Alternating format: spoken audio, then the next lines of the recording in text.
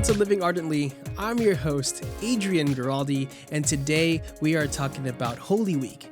I know we're in this weird time of COVID-19, isolation, quarantine stuff, but it doesn't mean that we can't make Holy Week holy. So today that's what we're talking about. But yeah, let's get into it.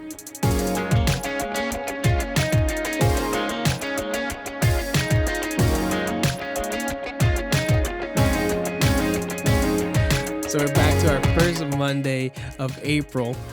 So this is just a regular week where I'm going to be here and talking about a certain topic. And today's topic is going to be about how to make Holy Week holy.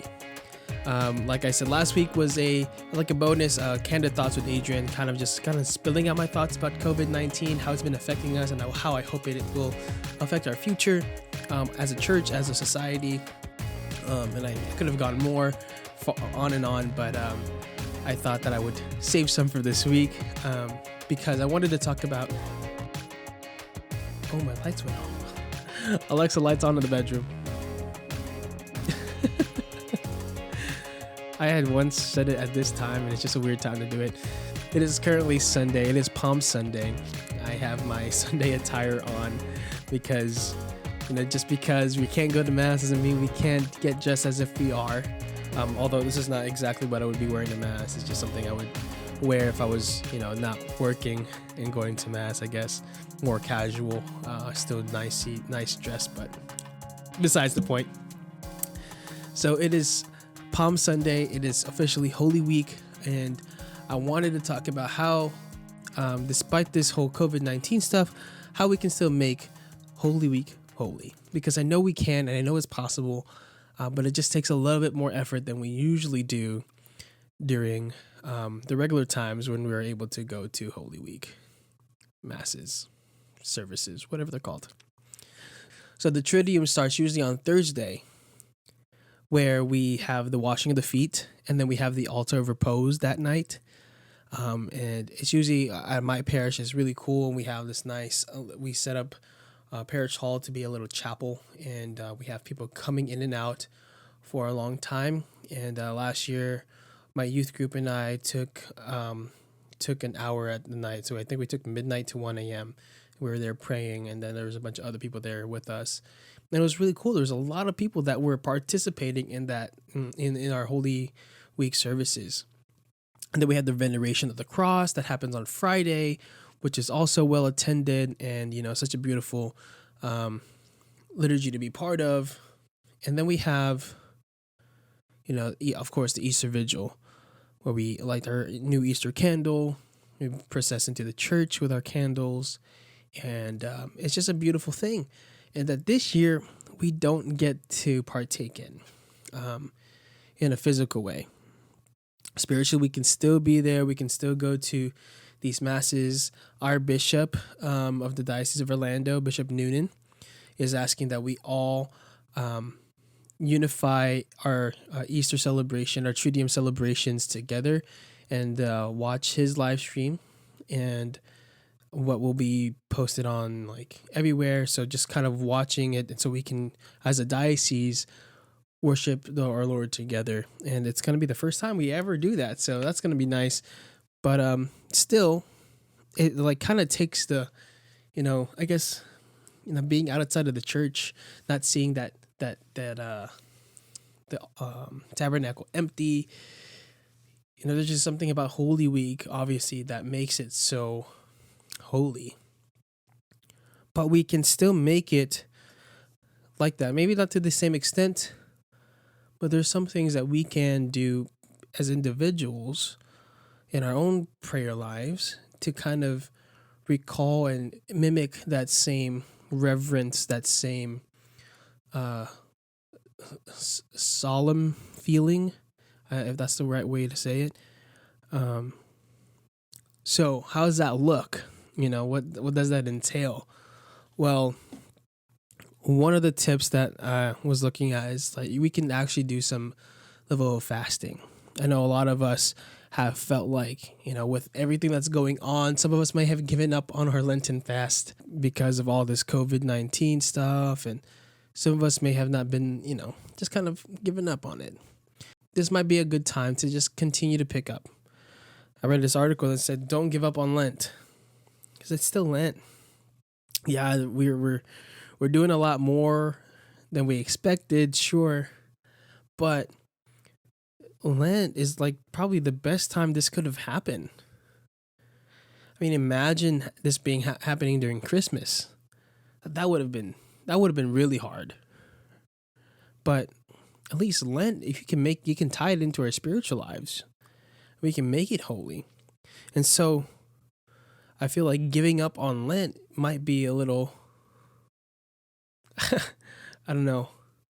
I'm not making fun of anybody, but that's what I've done, you know. I surely have lost sight of what I originally gave up at Lent because of all of this stuff. I'm guilty of it. And this week I'm going to try to bring those things that I originally wanted to do this Lent and bring it back. But I might actually add more to it. And so maybe adding a fast of sorts would be great, but maybe actually physically eating, like not eating, like fasting, you know, might be something to make this really, really good. The spirituality of fasting is vastly underrated. It is such a great thing to be a part of and to, like, you know, really deny ourselves. It's a very beautiful act of love that I feel like doesn't get the appreciation or we don't understand it as much as we should. So fasting might be a way to kind of go about this. Not just fasting from certain things, but actually fasting from food in general. Maybe it's a bread and water diet during this week, or, you know, during some part of this week. Some days, I don't know, maybe the Triduum, right?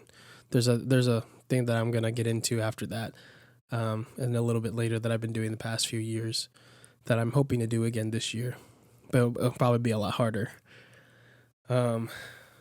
Another thing is to, you know, like I said, partake in these online services. You know, go, you know, here over where my church, our like Triduum services are very well attended. But that's not the same case for a lot of churches. And maybe you're not one of those people who do the Triduum services, and maybe you do only the Easter Vigil or, you know, Easter Day Mass. But this could be a year where you start this tradition, even though you're not actually physically at the church. So maybe this is a good time to make this tradition a tradition in your family, where you go and, you know, maybe you're not washing each other's feet, but you're watching a service where they are washing the feet. You know, like I said, the bishop in our diocese is doing it for all of our dioceses, live streaming it, and he asked us to unify and not advertise our live streams, or not to have live streams those days during the Triduum, so that we all are to watch the bishops and unify and pray together. So hopefully you are doing something like that, where you can partake in these beautiful traditions that we have in our church, that we, you know, right now we can't physically be there, but you can still, you know, like I said, be there. And you can dress well. Like I said today, I dressed as best as I could. I could definitely dress a lot better than this, but I took the step to dress up. I even put socks and shoes on to go to virtual mass today. I put it on the TV and, you know, actually participated in the mass parts, where, you know, I stand when I stood, and I read along with the readings, read beforehand the readings, which the past 2 weeks I hadn't been doing that. I was just wearing my t-shirt and basketball shorts that I had been wearing, and kind of just watching the mass. It's one thing to watch, it's another thing to partake. And a lot of us can be watching the mass while in the church too. So don't just go through the motions, but actually know why you're doing the certain things that you're doing. And, you know, especially during these Triduum services and masses, look into it. Do these things and do it with purpose, you know. So get dressed and get all dolled up and all that stuff, so that you can, you know, really feel as if you're there. I think that's a really cool thing to do. Another idea is maybe just doing a spirit, like after, like hopefully you're partaking in the liturgy every day. online, but also doing a spirit act, if not at least doing an act of spiritual communion. And that's like a word that some of us may not have been familiar with prior to this pandemic, but spiritual communion is part of like any time. So say you're in a state of mortal sin and you know you can't receive communion during you can't receive communion, but you can be partake in a spiritual communion. Spiritual communion was always around. We just all are unifying in it because we can't have it. So doing it every day is actually like a beautiful way to start your day, or being part of your day in some way. So partaking in that is something that you might want to do. I'll add the prayer in the show notes for the spiritual communion so that you can partake in it that way. Another way to kind of look at it, during the Triduum, pray during the times that you would normally pray. So say Christ died on Friday, 3 p.m. You can do the Stations of the Cross then. You can do some form of prayer, an hour of silence in your house, making those moments holy in your household, however you want to do it. Or say you want to pray during the times where you would normally pray during the altar of repose. Set an alarm and wake up at 2 a.m. and then pray, have a holy hour of your own. Then go back to sleep. Pray in the times when Christ would have been praying, however you would have been praying normally. Get up early and do the Easter Vigil service at a live stream for a Mass that's happening near you, or do one that's already been done overseas. There's so many live stream masses that are happening right now. It's crazy and it's amazing. It's beautiful. You can literally go to Mass in Ireland if you wanted to, but it's so cool. And it's really cool to see even the traditional churches, traditional Latin Masses are being live streamed and stuff. And it's something that, it's not very common. So I'm really cool. I'm like really glad to see that I watched a couple, I partaked in one, at least a traditional Latin Mass, daily Mass. And I also saw a bunch of, Palm Sunday ones that were really cool to see too. But yeah, when you watch the live streams, don't just watch them. Like I said earlier, partake in it. Partake in the times where you would be praying. Pray in those times. Making time for these intentional prayers is something that we can do as individuals in our own prayer lives, depending on where our prayer lives are, to make this Holy Week holy, Another thing, one of my biggest things, is called the Triduum fast. I found out the Triduum fast like maybe 2 years ago, 3 years ago now, something like that, 2 or 3 years ago. And I did it for the past 2 years. So 3 years ago. Oh, no, 2 years ago. And I did it for the past 2 years. And man, it's pretty tough. Not going to lie. The whole part of it is, I guess, like back in the day, that's how it was always. Someone fact checked me on that. But it was everyone, like, it wasn't just, fast on Good Friday. It was fast throughout the week. I mean, not throughout the week, but like from the Holy Thursday service after the altar repose till the end of the Easter Vigil on Saturday. So I would have this big meal on Thursday, and then I wouldn't eat. If I did, like I gave myself leeway, so I would have like a small meal if I got hungry at some point between now and that, like Friday to Saturday. It's usually late Friday where it starts to get to you, and early Saturday. But once you get through it, it's like easy. So give it a try if you want to do that. I'm going to try to do it this year, but I think it's going to be really hard because I'm at home a lot of the times.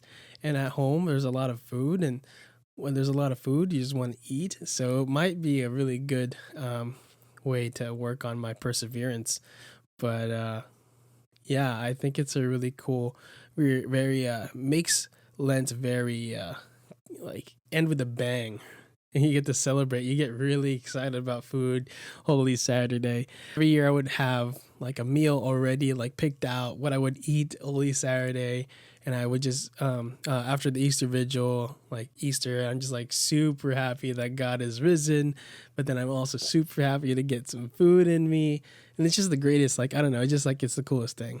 But then I have to go back to sleep once I finish eating because I got to get back up for the sunrise mass that's the next day, like a few hours later. So Holy Week is kind of it's hard for us people who work for the church. If you work in the church, it's a pretty tough time. People say that Christmas is the toughest time, but no, it is definitely Holy Week that is the toughest time for us. It really, really makes us holy. I like to think, but yeah, it's just there's so many ways to make Holy Week holy. You can make your own personal holy hour. It's another thing every day. To kind of like at this time at 3:00 every day this week, I'm going to just take an hour of silence and pray. I'm going to go in my little prayer corner. I'm going to go outside in my patio. Wherever you go, I'm going to go out and walk to the park, across the street, wherever you find like your sacred space to pray. Go there for an hour and just pray.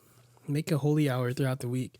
It makes a really big difference if you really are intentional about it. So however you want to do it, like however you feel like would be most beneficial to you, do it. But don't just do something that's going to be easy. Do something that's going to challenge you, that's going to help you grow, that's going to help you become actually holier. As cheesy as that may sound, it's something that a lot of us struggle with is complacency. Doing things that are easy and convenient to us. But no, we shouldn't be looking for the convenient way. We should be looking for something that's going to make us greater. And most of the time, it's not going to be easy. What makes us greater is not easy. If it's too easy, we might not be growing enough. These are just tips. You might have different ones. You might have better ideas. By all means, do them. I love to watch The Passion of Christ every year during Holy Week, especially, obviously Good Friday. So if that's something you love to do, do it. Really put yourself into Holy Week. Put yourself in the shoes of whether you're one of the apostles, whether you're one of the people who are screaming, crucify him, crucify him. Put yourself into the story of Christ.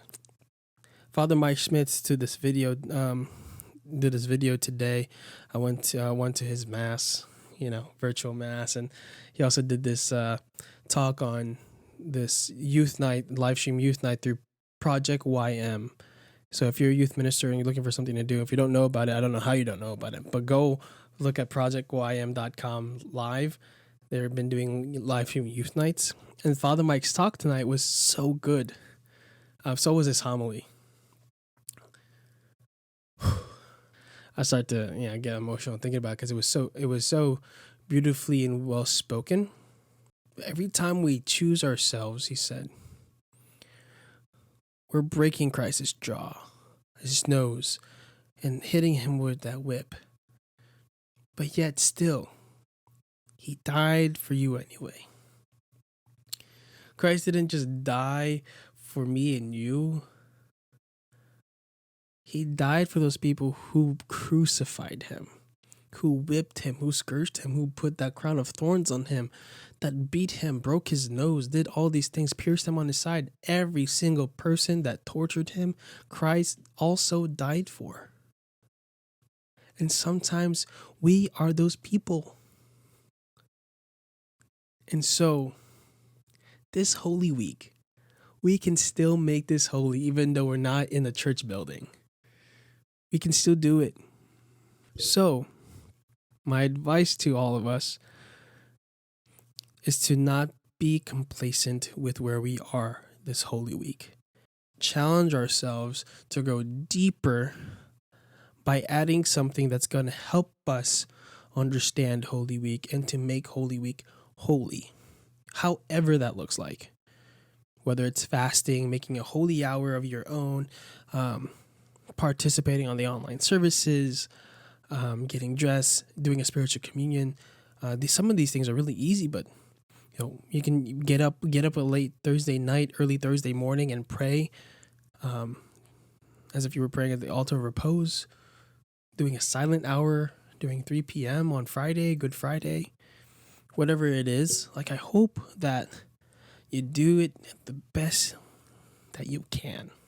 Keep Holy Week holy, however you seem it fit to your life.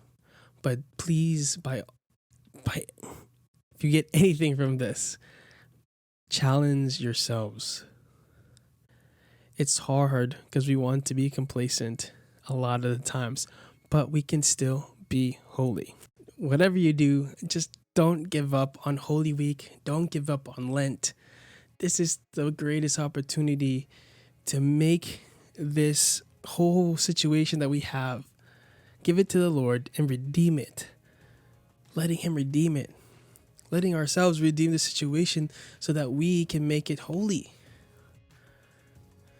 Let's not be complacent, brothers and sisters. Let's try and challenge ourselves this week. And let's, again, keep Holy Week holy.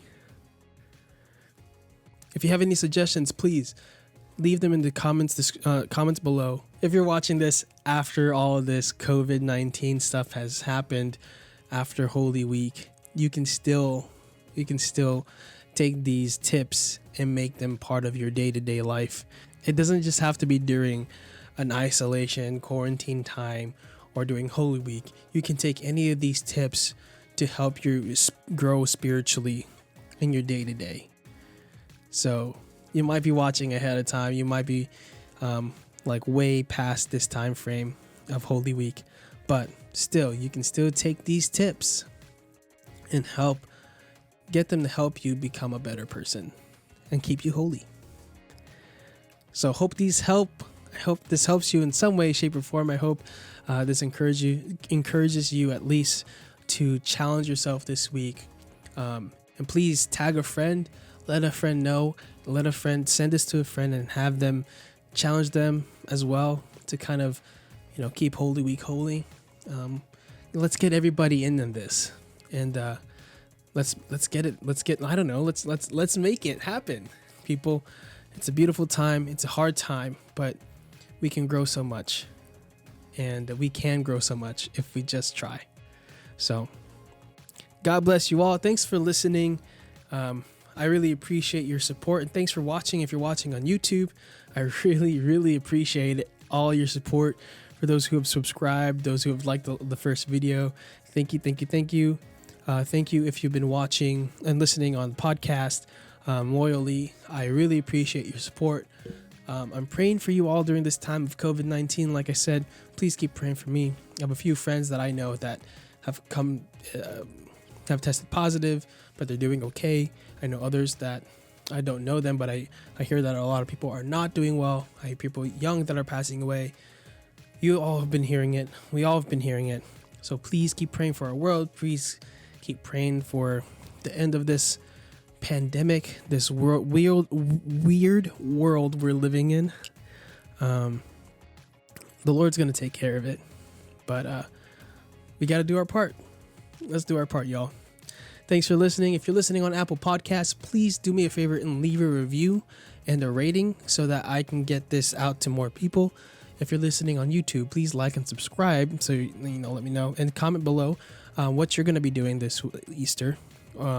This Holy Week and this Easter. If you're listening on Spotify or Google, wherever else, make sure you're subscribed so you can get a notification anytime I post a new episode. And make sure you follow us on social media. You can follow the podcast at Living Ardently. You can follow my personal account at It's Only Adrian. We are currently working on our website, but for now you can look at our blog site, which is also under construction, livingardently.wordpress.com. And then if you have any inquiries about being on the podcast or wanting to have me on something else, I got a couple of emails asking that. So if you want to, send me an email at livingardentlypod@gmail.com. That's livingardentlypod@gmail.com. If you're on YouTube, you're seeing all of these on the lower third, which I really like to do. We got a bunch of cool things coming up, so keep your eyes peeled on those things. I can't wait to share them with you, but I'll keep them a secret for now. Other than that, that's all I got. Thanks for listening. I hope this helps you in some way, shape, or form this week. Make sure to tune in next week where we have our Instagram showcase, which is with Kipsy Kavita from The Saintly Pursuit on Instagram. Make sure you're subscribed to them. or following them. And yeah, we'll be interviewing her next week. So make sure you tune in next week for that. And until then, that's all I got. God bless y'all. Keep praying for me. I'm praying for you. And until next week, keep living ardently. Peace.